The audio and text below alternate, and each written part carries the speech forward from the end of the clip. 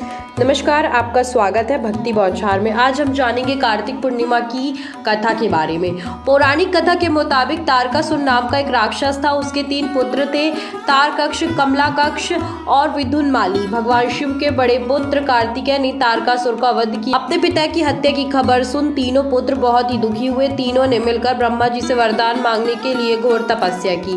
ब्रह्मा जी तीनों की तपस्या से प्रसन्न हुए और बोले कि मांगो, क्या वरदान मांगना चाहती हो। तीनों ने ब्रह्मा जी से अमर होने का वरदान मांगा, लेकिन ब्रह्मा जी ने उन्हें इसके अलावा कोई दूसरा वरदान मांगने को कहा। तीनों ने मिलकर फिर सोचा और इस बार ब्रह्मा जी से 3 अलग नगरों का निर्माण करवाने के लिए कहा, जिसमें सभी बैठकर सारी पृथ्वी और आकाश में घूमने जा सके। 1000 साल बाद जब हम मिले और हम तीनों के नगर मिलकर एक ही हो जाए और जो देवता तीनों नगरों को एक ही बाण से नष्ट करने की क्षमता रखता हो, वही हमारी मृत्यु का कारण हो। ब्रह्मा जी ने उन्हें ये वरदान दे दिया।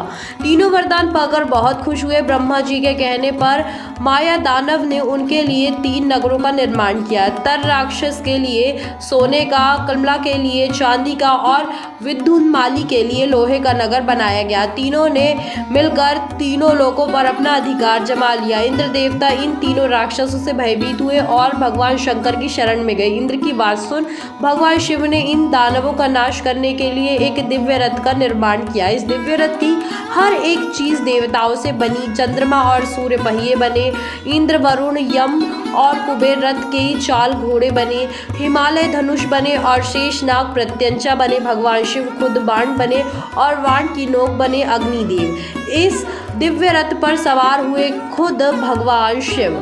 भगवानों से बने इस रथ और तीनों भाइयों के बीच भयंकर युद्ध हुआ। जैसे ही ये तीनों रथ एक सीध में आए, भगवान शिव ने बाण छोड़ तीनों का नाश कर दिया। इसी वध के बाद भगवान शिव को त्रिपुरारी कहा जाने लगा। यह वध कार्तिक मास की पूर्णिमा को हुआ, इसीलिए इस दिन को त्रिपुरी पूर्णिमा के नाम से भी जाने लगा। तो ये थी हमारी कार्तिक पूर्णिमा की कथा।